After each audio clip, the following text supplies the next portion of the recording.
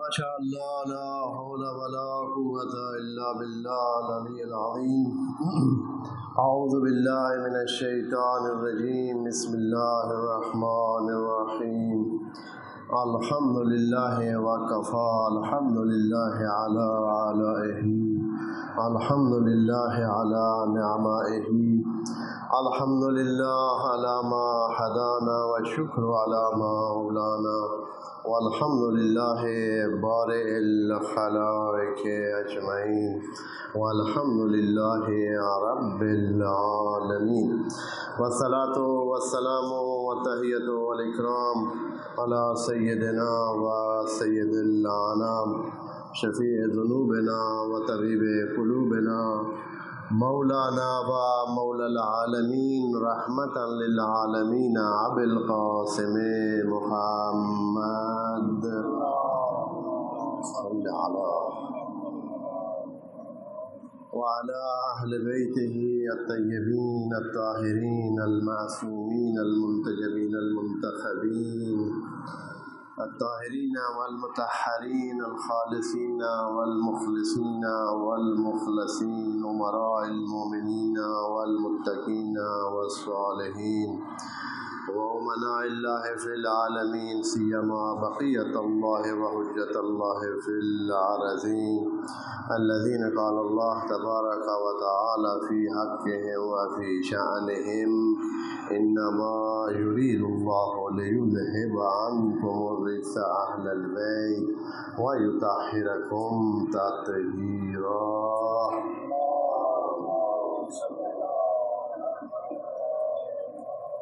أما بعد فرب اشرح لي صدري ويسر لي أمري واحلل عقدة من لساني يفقهوا قولي وقل رب أدخلني مدخل صدق وأخرجني مخرج صدق واجعل لي من لدنك سلطانا نصيرا. بسم الله وبالله وتوكلت على الله. قال الله تبارك وتعالى في محكم كتابه ومتقن بيانه. بسم الله الرحمن الرحيم. يا أيها الذين آمنوا لا تأكلوا الربا أضعافا مضاعفة واتقوا الله لعلكم تفلحون. بر محمد وآل محمد صلوات.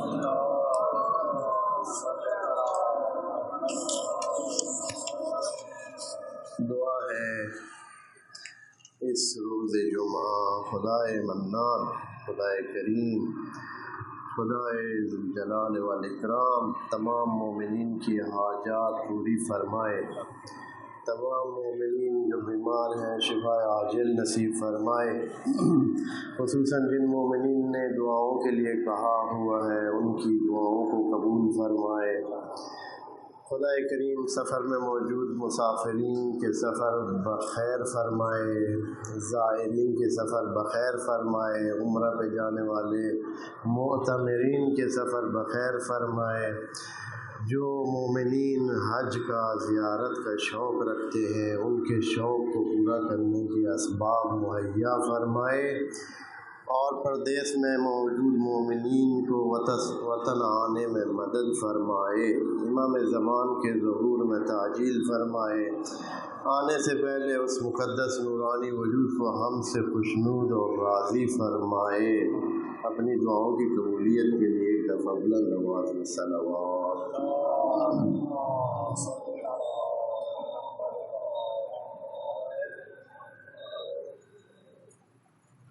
پچھلے جمعہ کے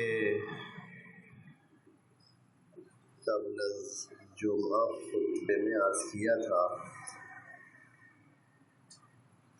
قرآن انسانی معاشرے کی تشکیل کے لیے اپنے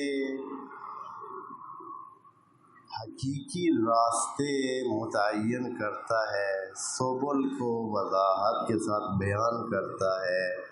یہ سارے سبل ملا کے صراط مستقیم کا حصہ بنتے ہیں، اور صراط مستقیم وہ راستہ ہے جو پکا پیدا ہے. یہ جو مستقیم ہے اس کا معنی یہ ہے کہ جس میں کسی کو کوئی نقصان نہیں ہوتا، اس صراط پہ چلنے والا کسی غلط راستے پہ نہیں جاتا ہے، اس کو ادھر ادھر ہونے کی، کسی جہنم میں گرنے کا خطرہ نہیں ہے، وہ سیدھا اگر راستے پر برقرار رہا تو صراط مستقیم وہی پل صراط مستقیم ہے۔ جن دوستوں نے، جن بزرگوں نے، جنہوں نے پہلے سے ایک لفظ سنا ہوا ہے پل صراط، پل صراط یہی پل صراط مستقیم ہے، صراط مستقیم کی پل ہے جس پر اس وقت ہم موجود ہیں۔ اور یوں ویسے تو سنا ہوا ہے جیسے کہ پرانے اس میں موجود ہے کہ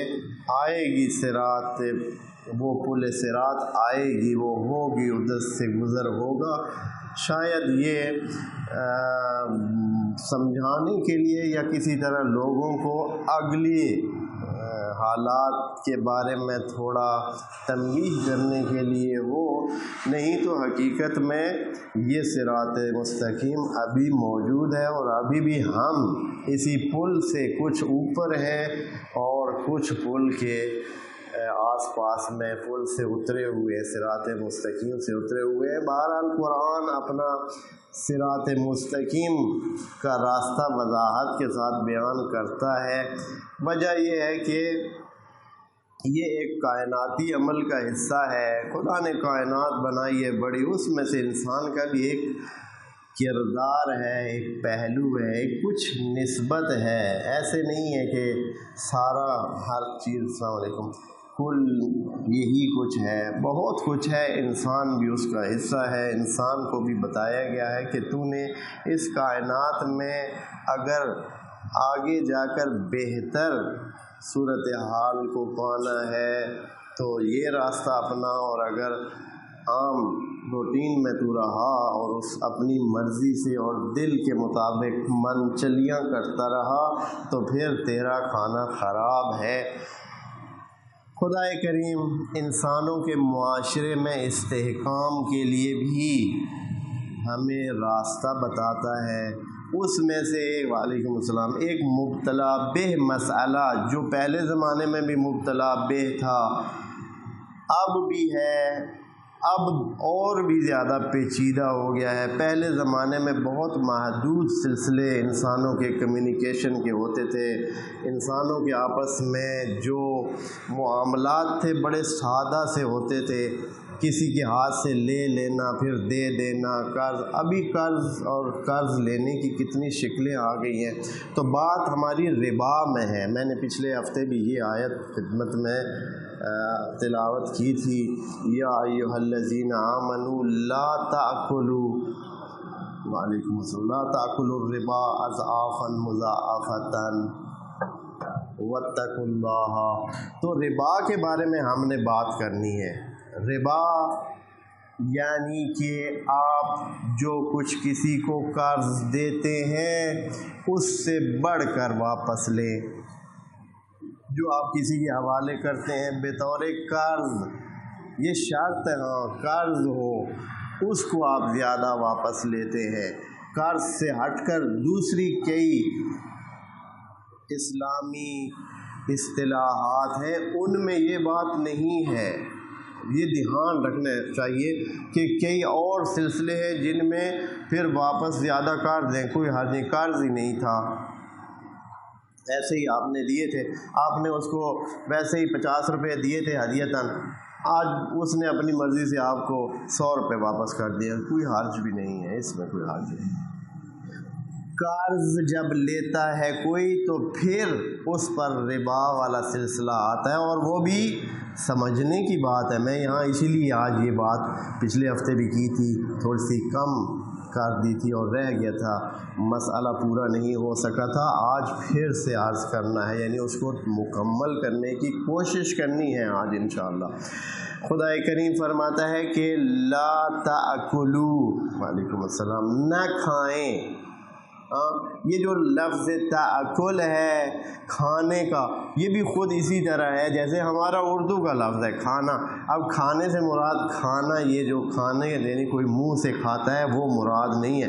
کھانے سے مراد یعنی لینا، حاصل کرنا، ہڑپ کرنا، اپنے طور پر خرچ کرنا، یہ ہوتا ہے کھانا۔ جیسے ہم اپنی اصطلاح میں محاورہ کہتے ہیں کہ کھا گئے۔ بہت سارے لوگ ہیں جو ملک کو کھا رہے ہیں، وعلیکم السلام۔ اب یقیناً ان کے کھانے کا مطلب یہ ہے کہ وہ ملک کے وسائل کو اپنے فیور میں استعمال کر رہے ہیں، ملک کو نقصان پہنچا رہے ہیں۔ پس لا تأکلوا، خود اس تأکل کے لفظ میں ایک وزن موجود ہے، ایک معنی موجود ہے جس میں لگتا ہے کہ یہ ایسے لوگوں کا کام ہے جن کے پاس وسائل ہیں اور وہ کھانے کا انداز رکھتے ہیں، وہ کھاتے ہیں۔ اس سے پتہ چلتا ہے کہ وہ روٹین کے قرضہ دینے والے ہیں، سود خور ٹائپ لوگ جیسے ہوتے ہیں نا، یہ اصل اس لفظ میں خود ایک بھار موجود ہے، اس قسم کا وزن موجود ہے۔ آگے کہتے ہیں کہ لا تأکلوا الربا، یہ جو بڑھوتری آپ لیتے ہیں واپس یہ نہ لیں۔ لیکن اس کے بعد ایک جملہ مرکب، ایک لفظ ہے جو مرکب ہے، اضعافا مضاعفتا، محاورہ بھی ہے، دو لفظوں کا جوڑ بنا ہوا بھی ہے۔ یہ بہت مہم ہے۔ اکثر مسلمان جو کہ فقہ کے مسائل میں بہت سادہ اجتہاد کرتے ہیں، ہمارے ہاں اہل تشیع میں اجتہاد ایک بہت لمبا سلسلہ ہوتا ہے اور اس کا پروسیس ہوتا ہے، اور ہر بندے کی قابلیت ہی نہیں ہوتی ہے کہ وہ مجتہد بن سکے۔ 40 سال لگ جاتے ہیں اس کو حاصل کرتے ہوئے اس درجے کو، پھر جا کر وہ پوری فقہ کو سمجھتا ہے اور فقہ سے مسائل کو باہر نکالتا ہے، حاصل کرتا ہے۔ جبکہ ہمارے دوسری سائڈ پر اکثریت جو کہ سواد ہے، سواد اعظم جس کو کہتے ہیں، سواد اعظم بھی اسی لیے کہتے ہیں کہ وہ ذرا بڑی سیاہی ہے۔ سواد عربی میں سیاہی کو کہتے ہیں اور اعظم یعنی بڑی۔ یہ سواد اعظم کا لفظ اس لیے آیا کہ بھائی جب لشکر اکٹھے کھڑے ہوتے تھے تو سیاہی کی شکل دور سے نظر آتی تھی کہ سیاہی کا انداز ہے کہ وہاں بہت سارے لوگ موجود ہیں، تو پھر گنا گیا کہ یہ بڑی سیاہی ہے، یہ چھوٹی سیاہی ہے۔ تو یہ اہل سنت کے لیے مشہور تمام کتابوں میں موجود ہے، سواد اعظم ان کو کہتے ہیں، یعنی ایک بڑی سیاہی۔ ہم تھوڑی چھوٹی سیاہی ہیں، مطلب ہے سواد اصغر، اس طرح کہہ سکتے۔ تو ان کے جو اجتہاد کا طریقہ ہے وہ بہت سمپل تھا، سادہ سا، ایک روایت دیکھی، ایک آیت دیکھی اور حکم دے دیا۔ اس لیے یہ جو ربا کا مسئلہ ہے یہ اتنا پیچیدہ بنا دیا گیا، اتنا اوکھا بنا دیا گیا کہ نام ہی سنتے ہوئے لوگ ڈر جاتے ہیں۔ بینکوں میں داخلہ منع ہے، کتنے لوگ ہیں بینک میں نہیں جاتے ہیں، کتنے لوگ ہیں اپنے پیسے بینکوں میں نہیں رکھتے ہیں، استعمال نہیں کرتے ہیں، کیونکہ بھائی یہ ربوی انسٹیٹیوٹس ہیں۔ حالانکہ اس مسئلے کو تھوڑا سا سمجھنا چاہیے اور اس کو اسلام کے مطابق لینا چاہیے۔ یہ ایک معاشرتی مسئلہ ہے، مبتلا بھی ہے۔ تو ربا کے لیے قرآن الفاظ میں نے آپ کی خدمت میں پیش کیے، کہہ رہے ہیں کہ لا تاکلوا، نہ کھائیں ربا، بڑھوتری، کس انداز میں نہ کھائیں؟ اضعافا مضاعفتا، دگنی تگنی چگنی۔ اضعافا مضاعفا کا مطلب یہ ہے کہ دگنی تگنی چگنی، یعنی آپ نے 100 روپیہ دیا لیکن وہ بیچارہ جس کو آپ نے دیا تھا وہ تاجر تو نہیں تھا، وہ ضرورت مند تھا، اپنے کسی فیملی مسئلے کے لیے، کسی مریض کو دوا لینے کے لیے یا کسی اس قسم کے حالات میں اس نے مجبوری کے طور پر قرضہ لیا۔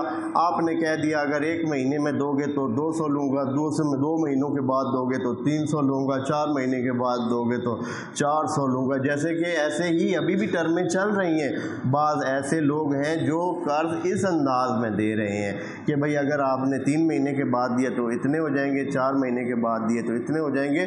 تو یہ اضعافا مضاعفتاً ہے، ہر ربا اضعافا مضاعفتاً نہیں ہوتا ہے۔ پھر یہ ہے کہ دین نے آ کر اس مسئلے کو ویسے بھی سلجھایا ہے.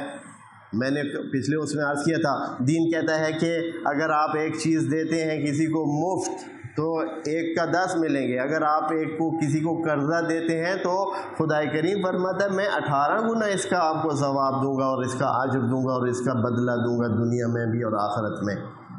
دوسری اور کیا طریقہ ہے اور کیا کہا ہے اسلام نے اس مسئلے کو حل کرنے کے لیے؟ اور دوسری صورت یہ ہے، دوسری بات کہی ہے کہ جب کوئی قرضہ دے تو قرض لینے والے کو شرعاً حکم ہے، قرض لینے والے کو شرعاً حکم ہے کہ جب قرضہ واپس کرے تو کچھ زیادہ واپس کرے.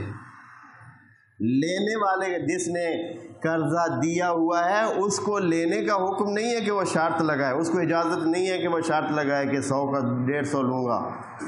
لیکن جس نے قرضہ لیا ہے اس کو شریعت آ کر کہتی ہے، دین آ کر کہتا ہے کہ اے بندے خدا تیرے ساتھ اس نے احسان کیا ہے، اب جو واپس کر رہا ہے تو صرف 100 کا 100 واپس مت کرنا، تھوڑا زیادہ دے دو. ہے اخلاقی حکم، پکا حکم نہیں ہے، لیکن مستحب بنا کر خدا کریم نے ایک آسانی پیدا کر دی ہے آپ کے لیے. آپ اپنی طرف سے کچھ واپسی پر زیادہ دینا چاہتے ہیں تو خدا کریم نے قرآن میں پہلے ہی ایک کلی حکم دے دیا ہے، اذا حییتم بتحیۃ فحیوا باحسن منها. اگر آپ کے ساتھ کوئی اچھائی کر دے تو کبھی اس کو برابر نہ کریں.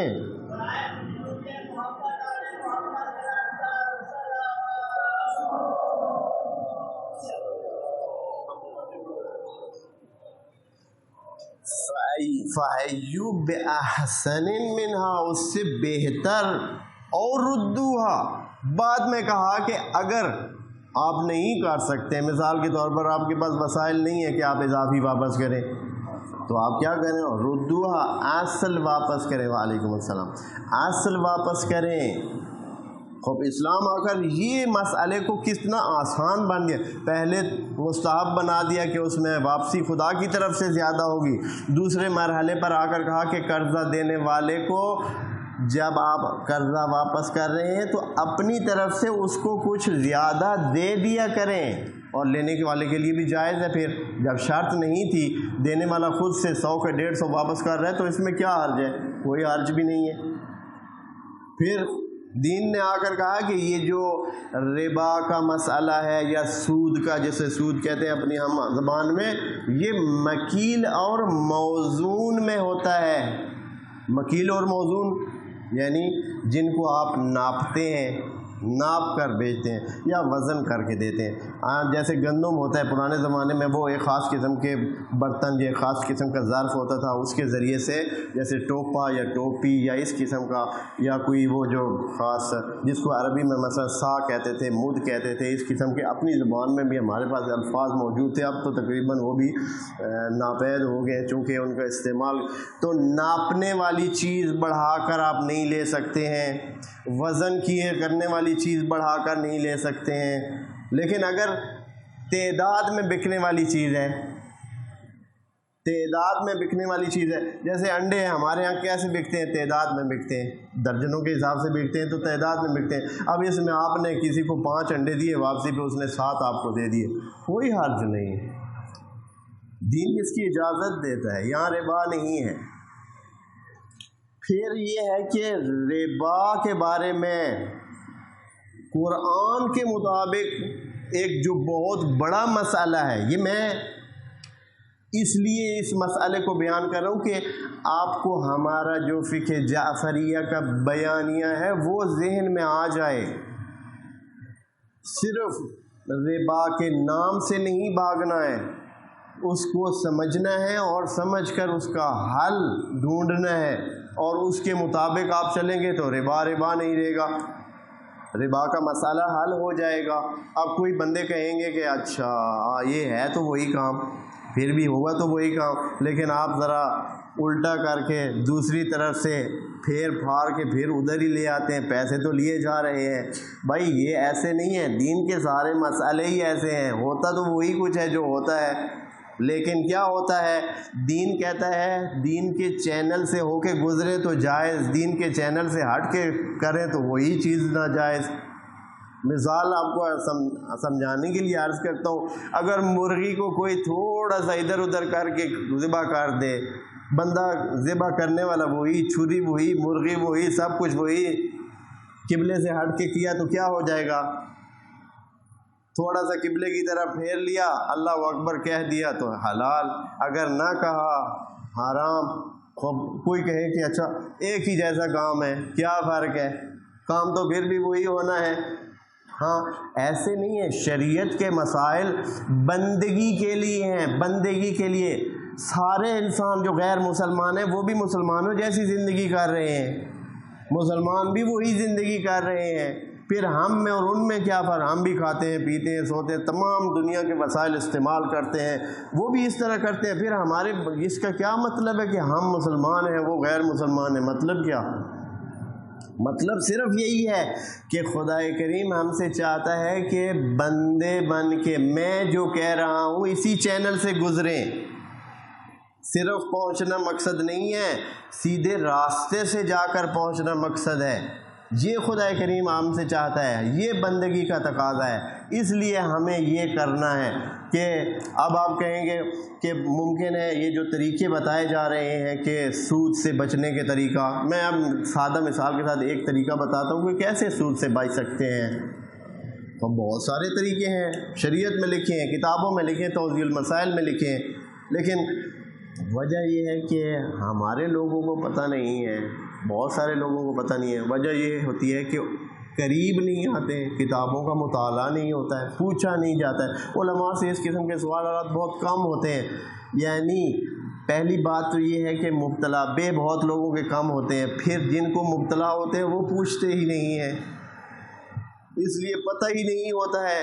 حالانکہ ان مسائل کو اسلامی طریقے سے حل کیا جا سکتا ہے۔ ایک سادہ مثال عرض کرتا ہوں کہ جیسے مثال آپ نے کوئی 100 روپیہ دیا کسی کو قرض، اب واپس کرنا چاہتا ہے، وہ بندہ دینا ہی نہیں چاہتا، وہ کہتا ہے کہ اگر آپ نے 100 واپس کرنے ہیں نا تو میرے پاس نہیں ہے ہی نہیں، کیونکہ میرا تو نقصان ہوتا ہے 100 کے ساتھ، میں تو 100 اور کما لوں گا، آپ کو دیے 3 مہینے ایسے پیسے پھنس جائیں گے، ہاں تو میں آپ کو دیتا ہوں۔ وہ سرے سے قرضے سے ہی منکر ہو جاتا ہے۔ اکثر ایسے ہو رہا ہے، قرضے دینے کی فیسلٹی ہی لوگ ایک دوسرے کو نہیں کر رہے ہیں، وجہ یہ ہے کہ ان کو نقصان ہو رہا ہے۔ انفلیشن جو آج کل چل رہی ہے، یعنی تورم جو چل رہا ہے، اس کی وجہ سے 100 2-3 دنوں میں، 2-3 ہفتوں میں، 1 مہینے میں، 2 مہینے، 4 مہینے میں وہ اس کی قیمت تقریباً 90 70 80 رہ جاتی ہے۔ نتیجہ یہ ہے کہ لوگ قرضہ دینے کی جو یہ اچھی بات ہے جو کہ شریعت میں بہت موٹیویٹڈ ہے، جس کو بہت ترغیب دی گئی ہے، لوگ اس سے کتراتے ہیں، بھاگتے ہیں، تو کیوں نہ شریعت کے مطابق چل کر اس مسئلے کو بھی انجام دیا جائے اور اس میں کوئی خرابی بھی نہ آئے۔ شریعت کہتی ہے کہ ساتھ اگر آپ قرضہ دینا چاہتے ہیں اور لینے والا لینا چاہتا ہے، لیکن آپ کو یہ خدشہ ہے کہ آپ کے یہ جو ہے اگر اس سے ایکسٹرا پیسے نہ رکھے جائیں تو وہ دے گا ہی نہیں قرض، تو اس میں یہ ہے طریقہ کہ آپ ایک اضافی چیز شامل کر لیں اس کی۔ آپ کہیں کہ میں آپ کو 1 لاکھ اور 1 موٹر سائیکل دے رہا ہوں، 1 لاکھ اور 1 بکری دے رہا ہوں، 1 لاکھ اور 1 کتاب دے رہا ہوں، واپسی پہ میں نے آپ سے 1 لاکھ اور 50,000 روپے لینے، 1 لاکھ اور 20,000 روپے لینے۔ اب کیا ہوگا؟ 1,00,000 روپے بدلے لاکھ کے ہو جائیں گے اور 20,000 آپ کی کتاب کے ہو جائیں گے، 20,000 بکری کے ہو جائیں گے، 20,000 موٹر سائیکل کی قیمت ہو جائے گی۔ آپ کوئی کام بھی رکھ سکتے ہیں، آپ کہتے ہیں کہ فلاں جگہ آپ پہنچائیں گے، اس کے پیسے آپ لے رہے ہیں، تو لے سکتے ہیں۔ مثال کے طور پر پیسے پہنچانے کے پیسے بنتے ہیں، مزدوری ہوتی ہے، آپ کہتے ہیں کہ میں آپ کو فلاں جگہ پیسے پہنچاؤں گا، آپ کو جو ہے نا دینا ہوگا مجھے 1,20,000 لیں گے آپ وہاں لاکھ، لیکن وہاں پہنچانے کے 20,000 لوں گا۔ اس میں کس نے منع کیا ہے؟ صرف یہ ہے کہ ہم جانتے نہیں ہیں بر محمد وال محمد صلی اللہ علیہ وسلم۔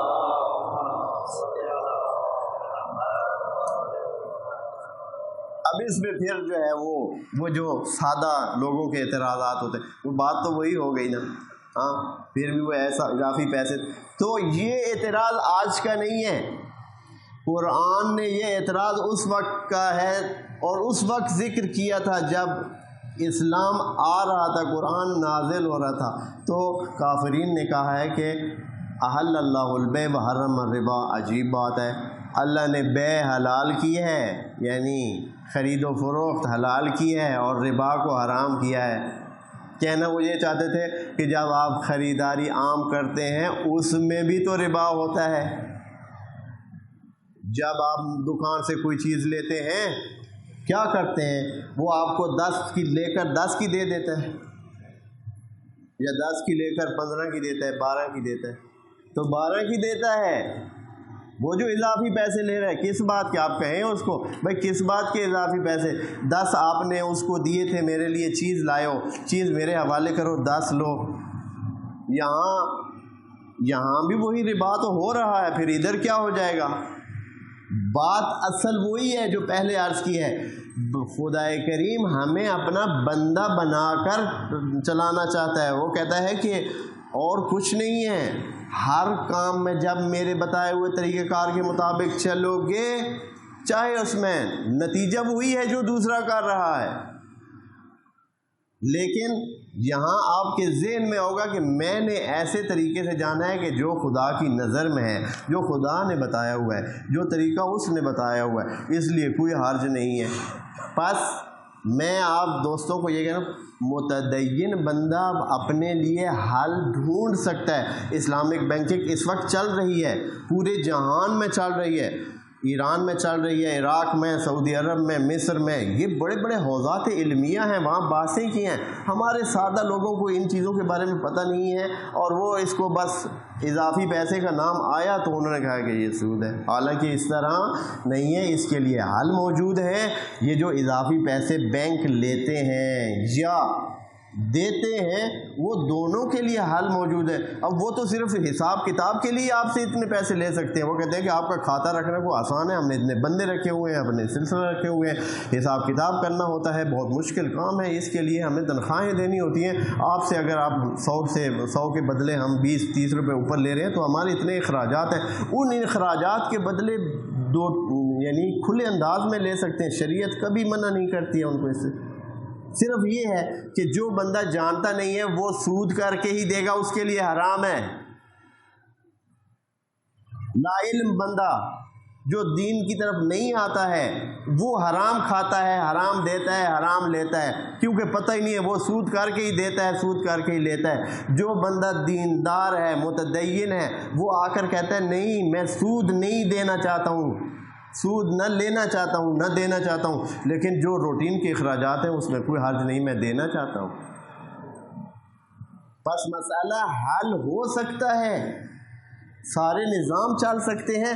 صرف اتنا ہے کہ کوئی آ کر ان چیزوں کے بارے میں کتابوں کو پرکھے. اور یہ چیزیں ساری توضیح المسائل میں بھی لکھی ہوئی ہیں، اور دوسری جو فقہ کی کتابیں ہیں ان میں بھی لکھی ہوئی ہیں. میں نے کوئی چیز اپنی طرف سے آپ کو نہیں بتایا ہے راستہ. وہاں حتیٰ راستے بتائے ہوئے کہ کیسے بچا جا سکتا ہے سود سے. تو دعا ہے کہ خدا کریم ہمیں اس مسئلے کو سمجھنے میں مدد فرمائے. اس مسئلے کے بارے میں بہت پوچھا جاتا ہے، حل موجود ہے، صرف یہ ہے کہ تھوڑا سا سمجھنے کی ضرورت ہے. بار محمد وآل محمد صلی اللہ